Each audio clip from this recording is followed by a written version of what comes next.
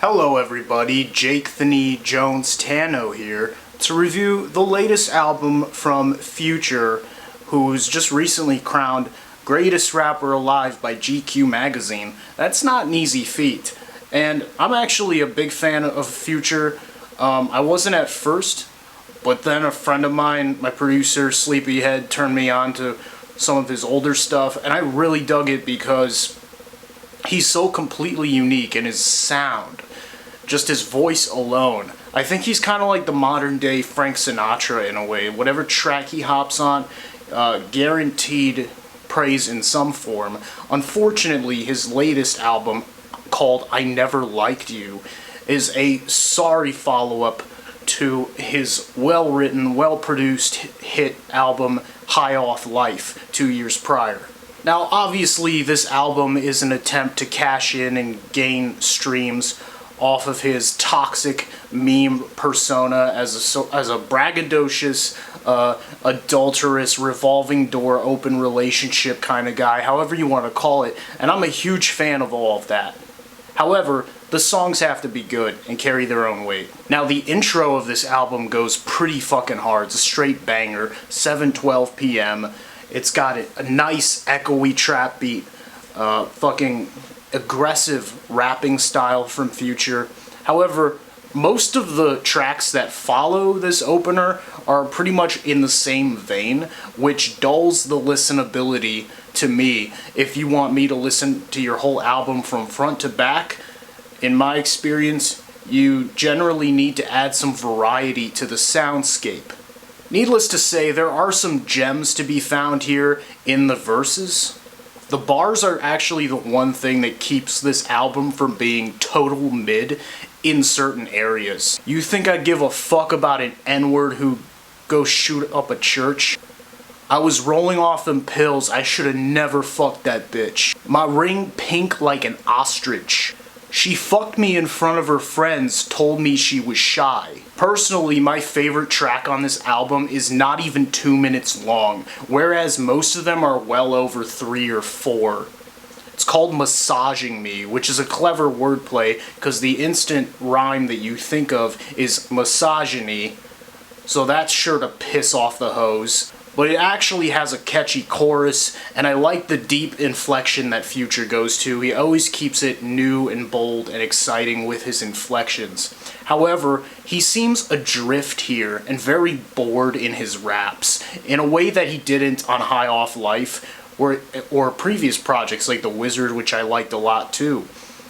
He seemed emotionally invested in songs like Up the River or Playing With My Demons or whatever it was called.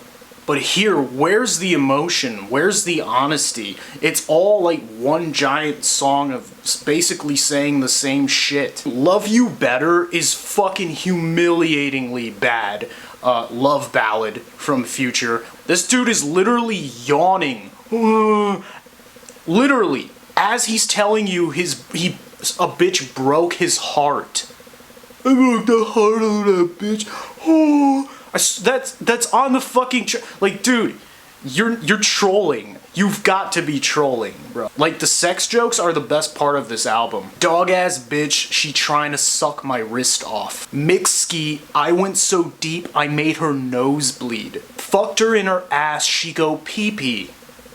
These are all good bars and shit, but why isn't the whole album like that then? If you're trying to be playful and comedic in tone, why do you then take yourself so seriously and just drown yourself out? The vocals are so drowned out in the mix with these aggressive, samey ATL Jacob style beats, which are good in moderation, but if you do a whole album full of them and you don't add anything new, I was just fucking bored. As far as the delivery from Future goes, he's totally phoning it in. Puffin' on Zooties is a solid track where Future basically complains about other rappers aping his style because he's the most influential in the world, which you could have made a case for, but I don't see how anybody would want. I mean, I guess I'm in the minority here to say that this album is mid/sucks. I'd give it a light 4 out of 10. One track with Gunna and Young Thug should have been a slam dunk, and it's totally lame. It's the lamest shit on the album. It's like they're not even trying. And if that was the goal, to make it sound like you don't even care about the product you put out.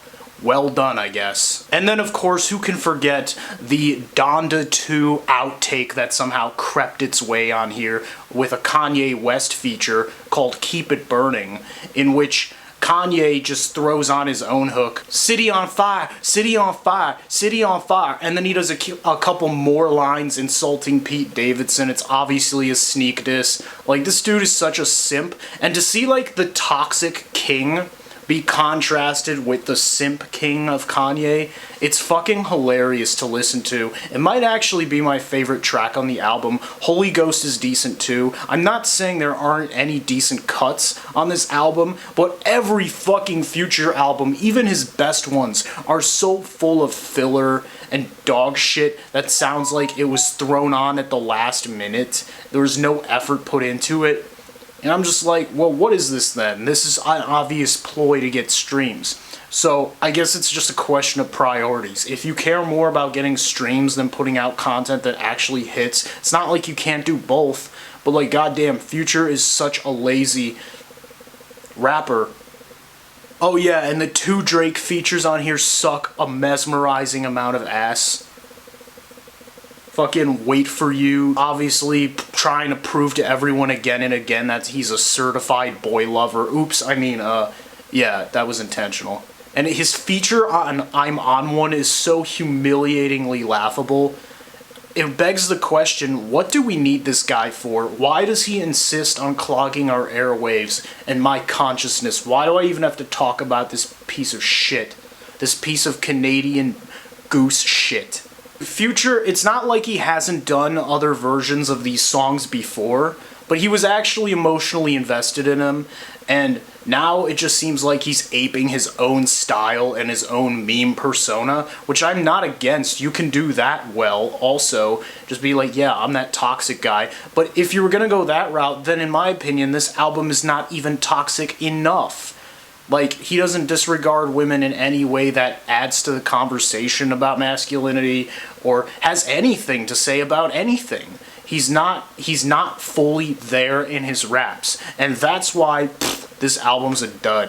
What did you think? Am I a simp? Am I a Future hater? Am I toxic? You decide in the comments, I guess. By the way, my latest album, Take One Deluxe, is on this channel. It's in the description below if you want to give it a shot and listen to what a real album sounds like.